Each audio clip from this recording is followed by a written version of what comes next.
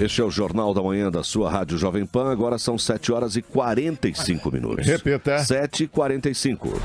General Motors é alvo de ação na Justiça Federal por doenças e lesões de funcionários causadas pelas péssimas condições de trabalho. A Advocacia Geral da União quer que a GM devolva 5 milhões e 500 mil reais ao INSS, o Instituto Nacional do Seguro Social. O valor foi pago pela Previdência em auxílios-doença a trabalhadores da montadora que apresentaram problemas como lesões nos ombros e na coluna. Entre os profissionais atingidos estão inspetores de qualidade, pintores, operadores de máquina, eletricistas e montadores de motores e acessórios. O desrespeito às condições de trabalho na GM é histórico. Entre os anos de 2013 e 2014, fiscais do Ministério do Trabalho autuaram a General Motors 12 vezes por não observar as regras de segurança. Os trabalhadores foram submetidos a condições nocivas à saúde, sendo obrigados a trabalhar em ritmo intenso, sem ergonomia. A AGU alega que os funcionários da GM realizavam movimentos repetitivos, agravando o risco e levando ao desenvolvimento de doenças osteomusculares. Em São Caetano do Sul, onde a montadora tem uma fábrica, fiscais do Ministério do Trabalho encontraram mais desrespeito à lei. No local, os trabalhadores eram obrigados a enfrentar jornadas acima dos limites legais. A GM não dava aos funcionários um período de repouso adequado, o que agravou ainda mais a situação e a saúde da equipe. Os fiscais alertam que atividades da área de produção requerem imenso esforço físico, sendo executadas de pé. Isso fazia com que os trabalhadores fossem submetidos a posturas inadequadas, incômodas e extremas. Ao todo, 127 empregados da General Motors foram afastados porque sofreram lesões e doenças causadas pelas péssimas condições de trabalho. Mas quem pagou a conta da negligência da montadora foi o INSS,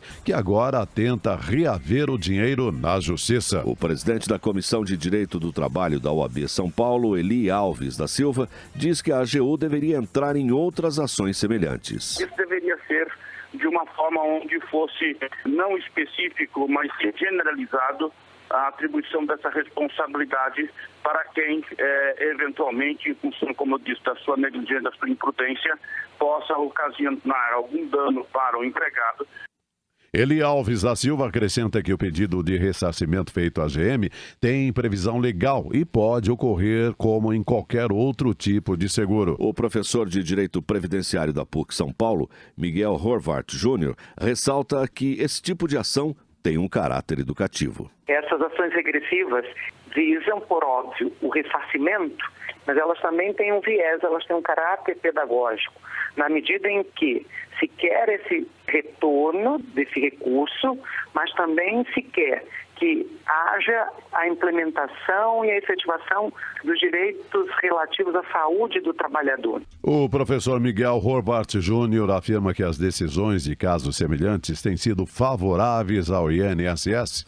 Ele entende que não há nenhuma relação desse tipo de ação movida contra a GM com uma tentativa do governo de melhorar as contas da Previdência. O caso deverá ser analisado pela 2ª Vara Federal de Santo André, na Grande São Paulo. A General Motors não quis se manifestar sobre o assunto. Professor Vila. Essa é uma questão importante, uma boa discussão.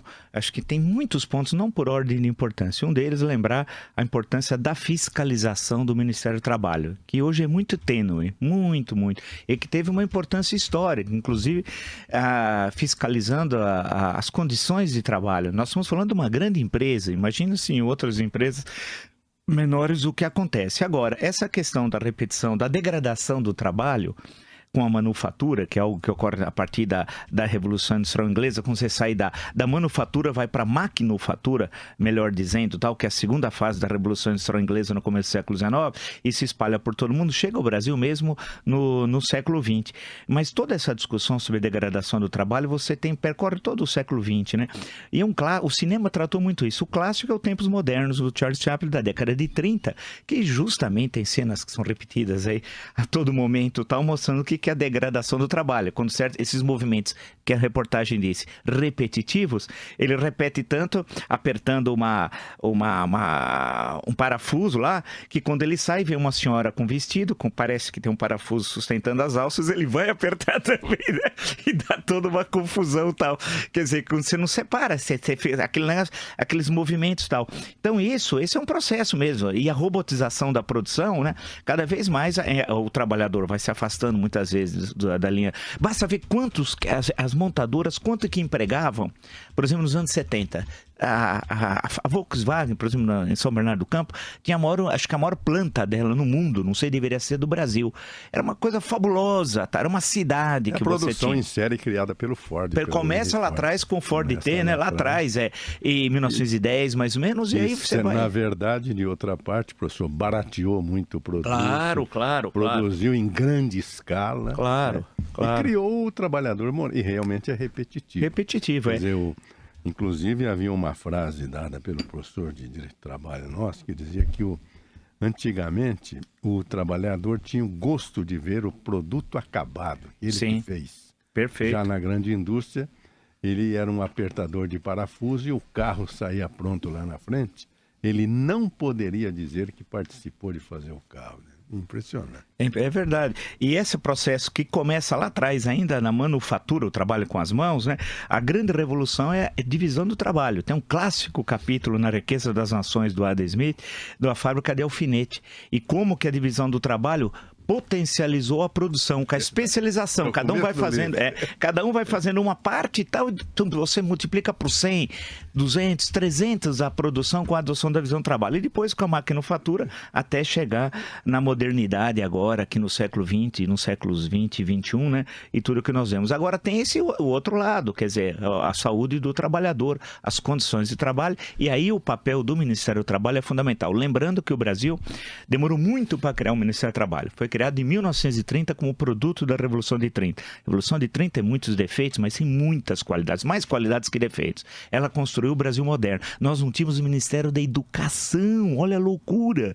Também criação da Revolução de 30. 7h52. Repita. 7h52.